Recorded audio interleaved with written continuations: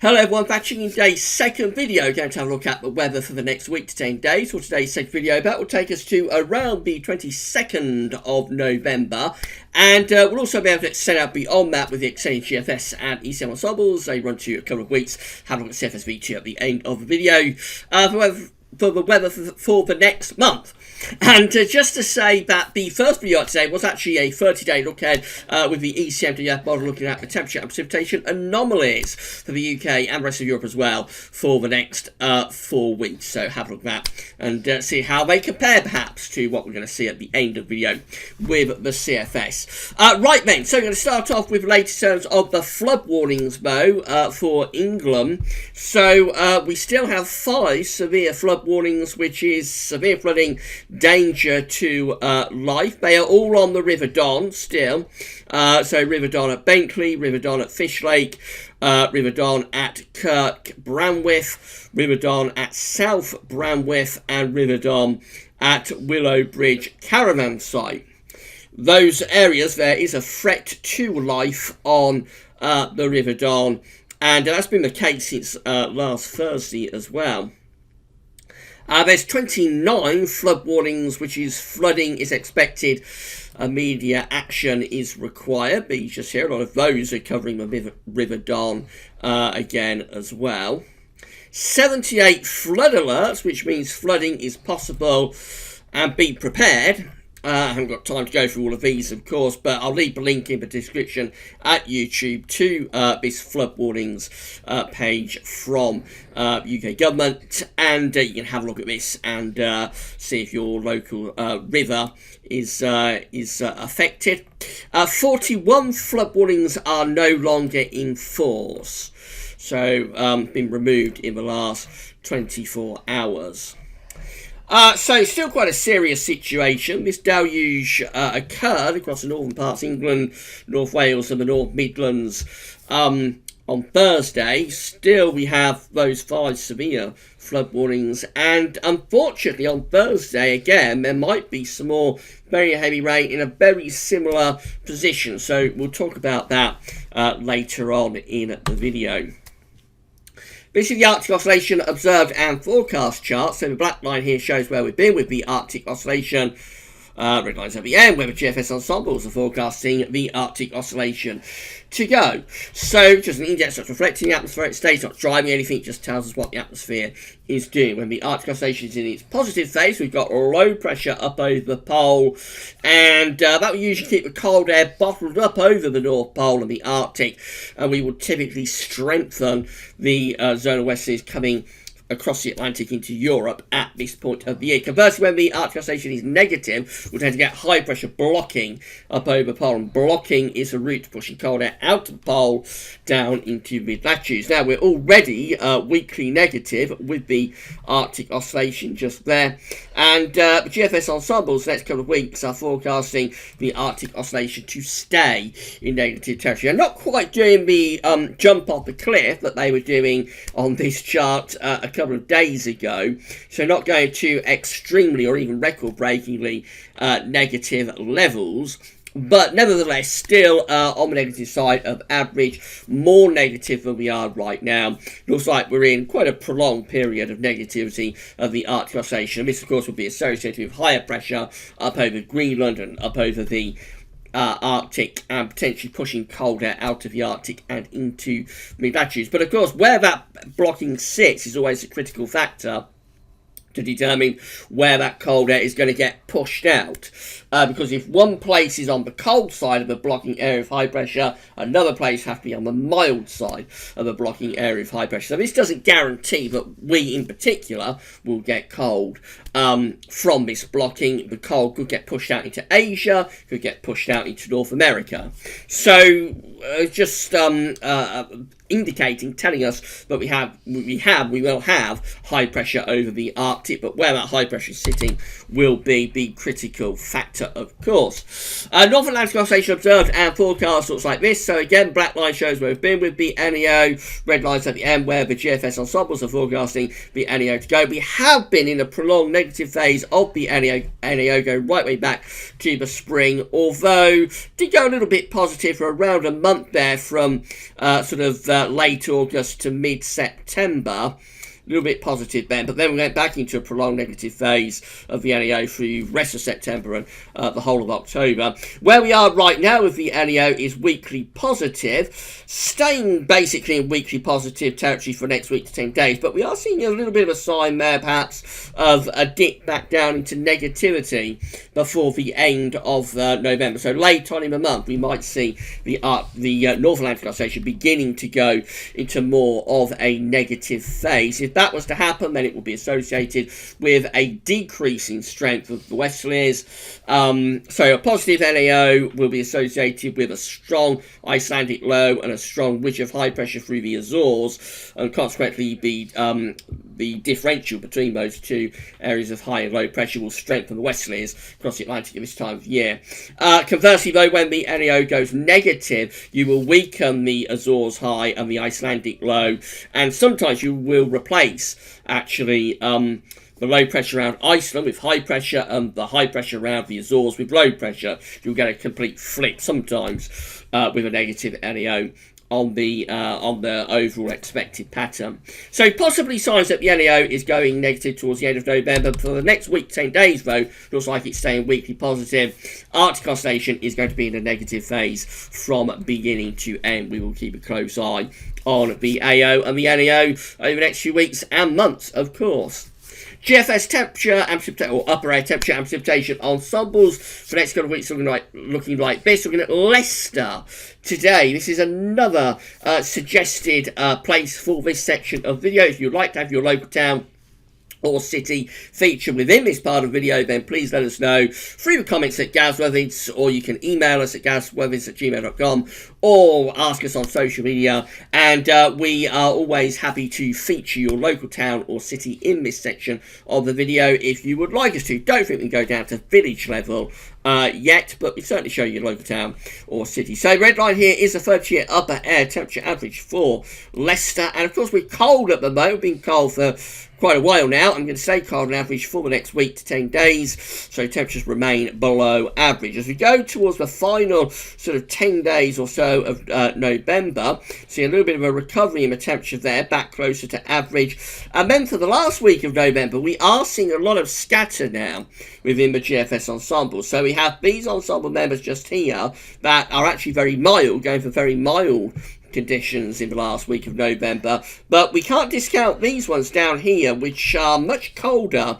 So these are genuinely very cold, going down kind of like to -8 to 850 HPA, which is genuinely cold, which would be enough for snow if it came off. So we've got these ones down here.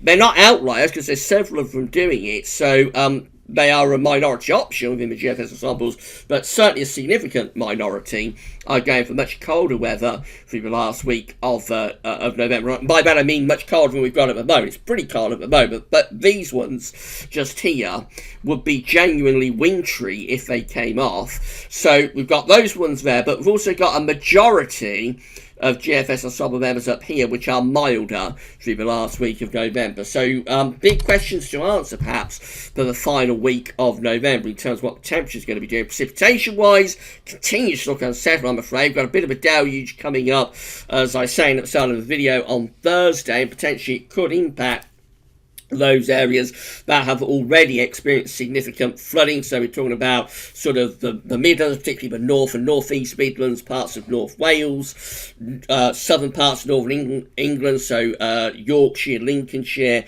Again, those sort of areas could be in the firing line again on Thursday. There is a little bit of uncertainty about the exact position of this wet weather, but you can see from this precipitation spike that the rain is likely to be heavy and persistent on Thursday. After that, it just stays unsettled really for the rest of November. No sign of a change or a break from these unsettled conditions for a sustained period. Temperature anomalies continue to be below average from the 12th to 20th of November. No sign of anything milder than average coming up. We're on the colder than average side, not just for the UK and Ireland, but through most parts of Western Europe, including France, Spain, and Portugal as well. The warmth, as it has been all month, continues to be in this east and southeastern part of Europe. Temperature and precipitation anomalies look like that. So a bit of a north-south split actually for Scotland and Northern Ireland. It's a little bit drier now, especially for Western Scotland and Northern Ireland, which is rather unusual. That's normally one of the wetter places at this time of the year, and tells us we are in a rather untypical type weather pattern. Eastern Scotland is rather wetter than average, and England and Wales looking average to wetter than average. And you'll notice again the blue area is there through like parts of Wales, the Midlands, up into northeast England, exactly where we have the rain on Thursday. So exactly where we don't want it. It has the wettest conditions seemingly in terms of the precipitation anomaly in the next week from the 20th of November, which is a little bit of a concern. So that's how the GFS is looking for Friday. Now what's going to happen from Thursday to Friday is low pressure will die southwards across the country. That could bring, again, more very wet weather on Thursday. The low will clear away into France on Friday and pull in these east to northeasterly winds that will be quite cold on Friday. Gradually we'll see things drying out. But another little area of low pressure could develop to the southeast on Saturday. This is a new feature that's just appeared within model output today. This could bring another soaking on Saturday to parts of England and Wales. So Thursday, Saturday could both be quite wet. Into Sunday, that low pressure begins to weaken, and then gradually early next week it turns drier for a time, but you guess it's not long before low pressure is coming back in from off the Atlantic.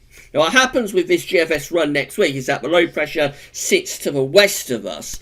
So what that does, it starts to pull up milder air from the southwest. So temperatures through next week would start to lift up, would get milder, but it's still unsettled with this low pressure to the west of Ireland throwing up further bands of rain on quite slow moving weather fronts that will bring more significant wet weather through the course of next week. That's how we look at day 10. Still very unsettled on Friday the 22nd of November. Low pressure is just to our west. We've got bouts of rain moving northeast across the country, and it just looks very, very unsettled still. Will be milder. Winds are coming in from the south-southwest, so temperatures lift up next week, perhaps go a little bit above average, but the main story again will be the rainfall with those areas of low pressure. In the more extended range with GFS run, this is how we look. We start to drag up a very mild push from the southwest. This is Sunday the 24th of November. Very mild air is pushing up from the southwest, but only briefly, and then we sort of cut that off and build in a ridge by the end of the GFS run on Thursday 28th of November at a high pressure, and that will bring a significant drop in temperature again. It will go drier significantly, and importantly, that's a proper area of high pressure that will probably last for quite a few days. So it would turn much drier, and it would also turn a bit colder as well under that area of high pressure, with risk of overnight frost and fog. This is how the GM is looking. So again, that low pressure is sinking down into France on Friday, bringing in the winds from an east or northeasterly direction. Low pressure to the southeast of the country on Saturday could bring rain back in from the east on Saturday.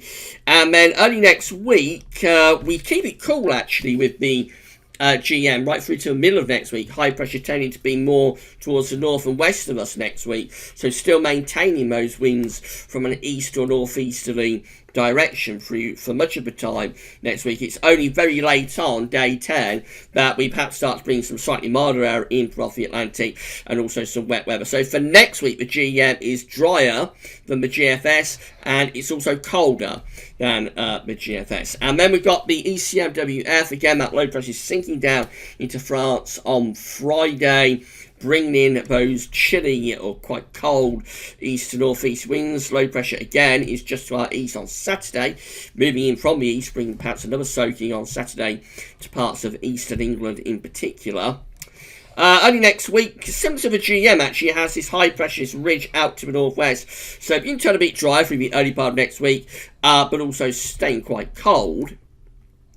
And then late on through the middle and second half of next week, in comes the low pressure from off the Atlantic. So going towards the GFS idea in the second half of next week, milder winds coming up from the south to southwest, but also very unsettled still with these areas of low pressure bringing further spells of rain in from off the Atlantic. It all looks rather worrying for anybody who's been affected by flooding or anybody who's living near a river or a stream. This looks rather concerning because it seems as though the deluge is set to go on even up to day 10, more low pressure just driving in from off the Atlantic.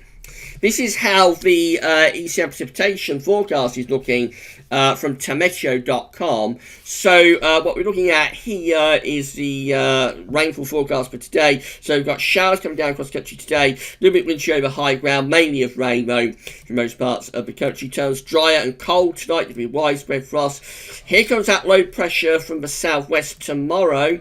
And you see how rain sort of pivots in from the south-southwest on Thursday night. So that's bringing the soaking to southern southwest parts of the country. Could be a little bit of hill snow with that across southern parts of Wales. And then this low pressure pushes northwards through Thursday and brings a real soaking through parts of Wales and Midlands, East Anglia, increasingly moving up into those flooded areas of the North Midlands, Derbyshire, Nottinghamshire, up towards Yorkshire and Lincolnshire, those areas that are already soaked and have had flooding. They're back under that band of rain there on Thursday afternoon. It's Thursday last week, but we had the deluge in exactly that place. Looks like it's going to be Thursday this week, but we have a second deluge in exactly that place. Maybe not quite as intense and persistent through that area, lasting all day as it was last Thursday, but any rain that falls over that area is not going to be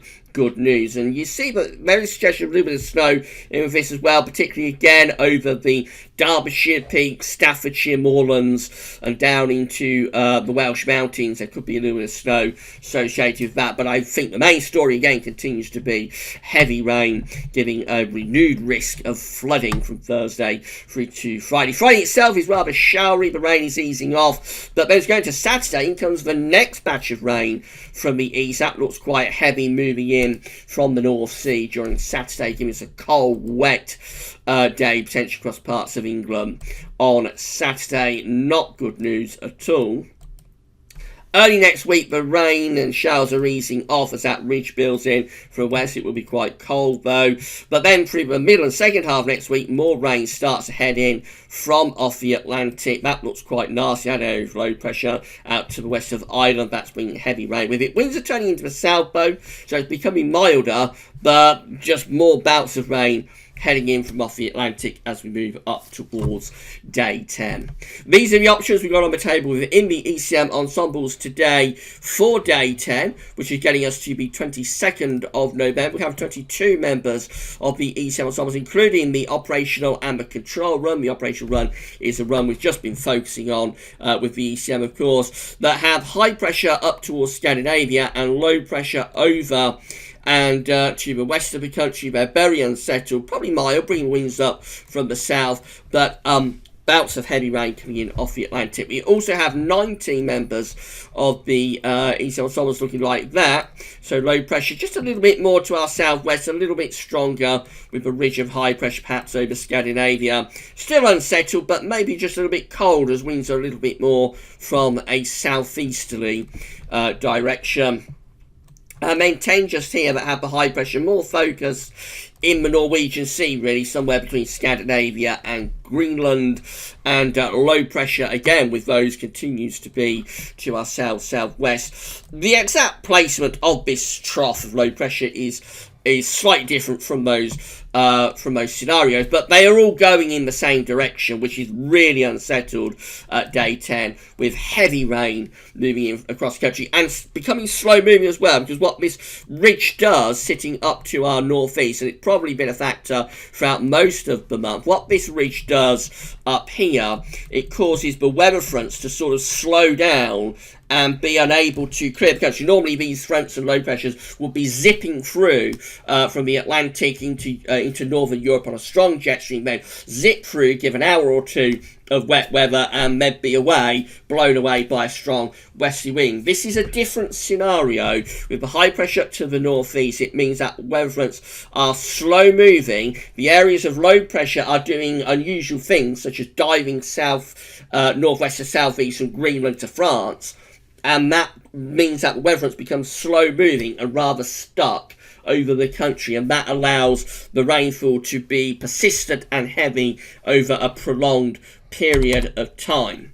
So that high pressure to the northeast is not good news for those areas that are flooded. And as we go into 2 weeks' time, these are the options that we've got. This is the 27th of November. So I have 23 members of the ensembles that have the high pressure winning the battle.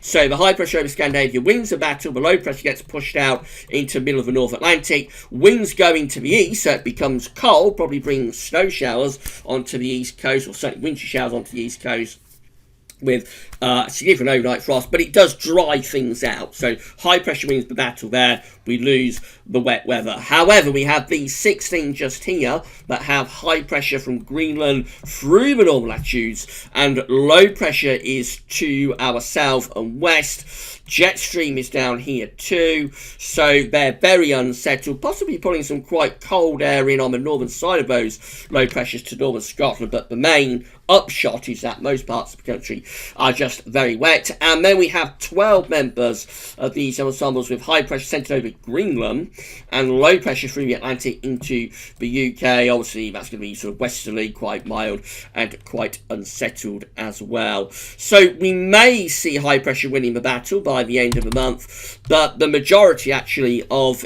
East Ensemble members still keeps it unsettled even to the closing days of the month.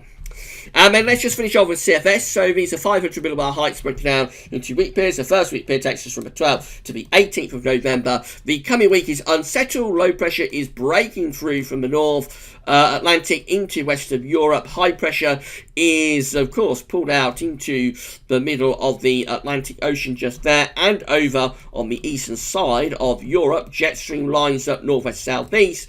So we continue to be cold and unsettled and quite wet in the week ahead. That's week 2. It's the 19th to 25th of November. Low pressure just a little bit further west actually for week 2. High pressure is a bit closer to us.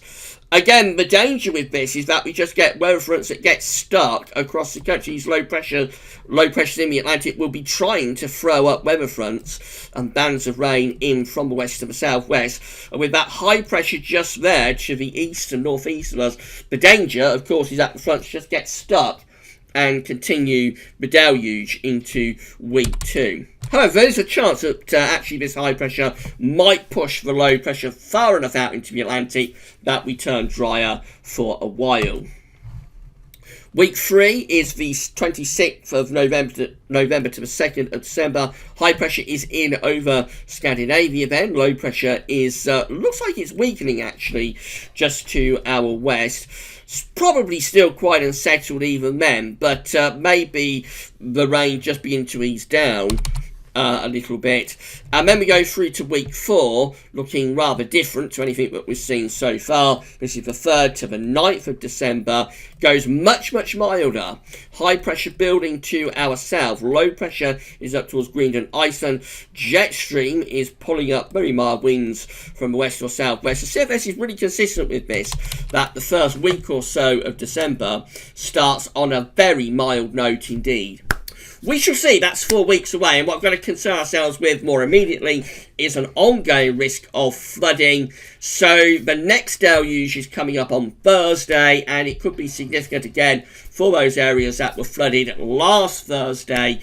We may have another spell of rain coming in from the east on Saturday, and then next week we may get 2 or 3 days of drier, colder weather early next week, but I think the evidence is growing actually that the middle and second half of next week probably goes a bit milder as winds swinging to the south or southwest, but as that happens it probably brings in more low pressure from the Atlantic, and it all looks rather ominous, I have to say, in terms of the river levels and flooding situation as we're going off into the second half of the month. Right, we'll be back tomorrow with a 5-day forecast, another week to 10-day video update, and I think we've got a Christmas update penciled in for tomorrow as well. So that'll be the 5th Christmas update tomorrow night. That's all for now, and thanks for watching.